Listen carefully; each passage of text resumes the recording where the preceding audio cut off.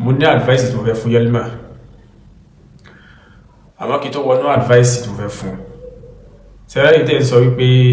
akúsọ yóò fẹ́ sùn àwọn kan ti ṣe síwájú rẹ̀ àwọn dà lónìí ó ti sùn wọn lè sí wọn òun náà fẹ́ sùn wá kò sú mi o kò sú mi kò sì lè sú mi kò sì ní rẹ̀ mi so in tí mo rán ó pọ̀ gan kọjá kí n kà máa kọjá sí pé èsì ọ̀rọ̀ bí mo ṣe wà yìí akọ́mọ́ ń kíwú ni mí ẹlẹ́ẹ̀kejì akẹ́kọ̀ọ́ ni mí ẹlẹ́ẹ̀kẹta akọ̀tíra ni mí kò fẹ́ sóṣù kan àfi kí n kọ̀tíra tíra mi máa ń gbà mí lóṣù mẹ́ta tíra mi máa ń gbà mí ní oṣù méjì kódà tíra mi oṣù kan ní so nínú èyí tí ò jẹ́ kí ráyè so náà lè tí mo ẹsẹ̀ kọ́tọ́ yìí pẹ̀lú ògbólọ́ a sì máa fẹ́ lójú níbi idhnillahi ta'ala so wọ́n náà tó bá wo tíra ẹ̀ ó rí pé àìmọ̀ká kọ́ ni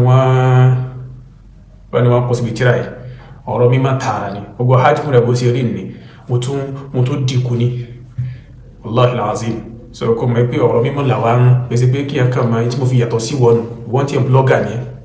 so èmi sí blogger so mo ní láti máa study mo ní láti máa kàwé orú mi mo máa ń ṣe ẹ̀yà rẹ̀ láti fi ṣe al-ittila' ala al-kutub so láti fi kọ̀ǹkan láti fi ṣe kíní so nasiha tí mo fẹ́ fún Yelma so wa ana arju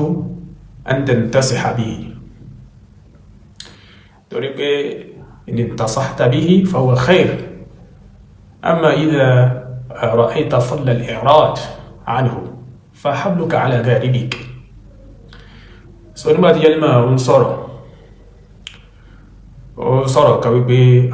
bọ́n ṣe wà ní dáíyà lóhun òtùgbọ́nà tó pèrè dáíyà wípé mú balaga ti wọ́ tó bá pè ní tó bá sọ pé àdáyí so a lè sọ pé àdáyí imma ila al-khair àdáyí imma ila al-khair aw ila shar ẹni tó ń pèpè lọ sí bàbúrú abẹni tó ń pèpè lọ sí dáadáa àmọ́ tó bá pè ní àdáyà tí èyí tó kọ́kọ́ wúyẹ̀ owó ní takhsis ààmù ni so ẹni tó bá pè lọ sí bàbúrú ẹni tó bá pìyàn lọ síbi lọ́gbẹ̀ ad-da'i ila al-khayr ka-fa'ilihi gẹ́gẹ́ ní mafhumul mukhalafa àmá ad-da'iya ó ti wà mukhassasa pé ẹni tó jẹ́ pé òun ti mú ìmọ̀ pìyàn sójú ọ̀nà Islam ó ti mú ní iṣẹ́ tẹ́bàrí ọ̀rọ̀lọ́n tẹ́bà tó rí ọ̀rọ̀lọ́n wọ́n na pẹ̀lú ad-da'iya so nasiha tí mo fẹ́ fún Yelma bí o bá mọ́ tán pè ní ad-da'i Allah subhanahu wa ta'ala ud'u ila sabili rabbika bil hikmati wal maw'izati al hasana tó yẹ no understand ayat al-Qur'ani tó bá understand ayat al-Qur'ani yóò rí wípé ojú ọ̀nà tó ń fi ṣe da'wa ojú ọ̀nà tó kù díẹ̀ káàtó ni tó bá ṣe da'wa gẹ́gẹ́ bí Islam ti sọ ká ṣe da'wa rẹ̀ ò ní àdá rẹ̀ lọ síbi kó mọ́ sọ pé ma fa bá rẹ̀ yá ma fa yá kúyá ma ṣe báyìí no it's very wrong so tó bá fẹ́ ṣe da'wa ó ṣe da'wa بالرفق أنا مثل الرفق لا يكون في شيء إلا زانه قل النبي جاء رفيقا حتى مع الذين يخالفونه النبي جاء تو ترى الرو يوقلن بلار النبي رحمة الله سأل النبي رحمة ما أرسلناك إلا رحمة للعالمين الله قال صفحة النبي إلى النبي تبالي لو فضوا من حولك وانساكلوا دوري so ẹni tó bá ti kódà kí n fi ní ẹlẹ́ kí n kà sí bí ikhtisar wọ́n máa pè Yelma ní asadu sunna èmi ò tí gbà pé Yelma asadu sunna ni ó dìgbà tí máa tó ìkóhùnà bá mú àwọn mawdu'at ibi tí nasiha mi wà gẹ́gẹ́ tó bá fẹ́ jẹ́ kí dáwà rẹ̀ dá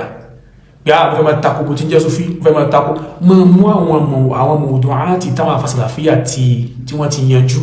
òun ni kí wọ́n máa gbé wá síta máa pọ̀ lẹ́ni tó já sí pé bẹ́ẹ̀ nípa ìsọ̀rọ̀ máa gbé ọ̀rọ̀ rẹ̀ sójú screen bàbá yìí babalẹ́lẹ́kọ́ yìí báyìí no ojú ọ̀nà tí wọ́n fi sí dáwà kọ́nù bí wọ́n bá fi lè mú mọ̀ọ́dún fúnra rẹ̀ pé mọ̀ọ́dún yìí mo fẹ́ treat kó tó bá fẹ́ tako yẹn mú mọ̀ọ́dún wà kó bá wá sí mọ̀ọ́dún tó bá wá sọ lórí mọ̀ọ́dún yẹn bóyá bí 10 minutes kó náà wá wò bóyá o perfect bẹ́ẹ̀ àbò perfect bẹ́ẹ̀ tó bá dán wò wàá rí bóyá àwọn yòó ní máa jáde fún ọ láti wá sí rọ́dù fún ọ bá dán tí mo ń sọ yìí tó bá dán wò wàá mọ̀ ìgbà àsẹ́mi ní o perfect ní kí n sọ̀rọ̀ so rọ́dù kí yẹn fún yẹn ní èsì pé ẹnìkan sọ̀rọ̀ kan ní sọ wá fẹ́ sí rọ́dù fún ó dùn gẹ́fà àmọ́ bí wọ́n gẹ́gẹ́ fúnra rẹ̀ tó bá mú mọ̀ tó nǹkan kò fẹ́ tírìtì ẹ̀gbá inú àmọ́ mustawa ara rẹ̀ ìwọ tírìtì mọ̀ tó nǹkan kó wá gbogbo yàwó ní jáde fún ọ ká sọ fún ẹ yẹnu ẹ̀ tó sọ yìí kò sí wa lọ́yà Yorùbá sì bí báyìí bọ́rọ̀ mi máa sì rí nù ni. So tó wá di pé eléyìí ohun tọ̀hún yẹ ohun àwọn yẹn ń sọ ni tó wáyé pé ìwà àtẹ̀yẹ kan lẹ́bàjọ́ ń jà nísìn pé wàá mọ̀ pé àìdé mi àti ìlàjọ́ ń jà wá dúró ilé tó ti fàyà wá dúró ilé tó ti dá wà lálẹ́ lọ́wọ́ ti ṣe fáwọn sàràfíà ó ṣe fáwọn súfí ó ń ṣe káàkiri fúnra rẹ̀ ní ọkàn fọ́ra rẹ̀ lọ́kàn balẹ̀ àfà yìí wọ́n yí fúnra rẹ̀ lọ́kàn balẹ̀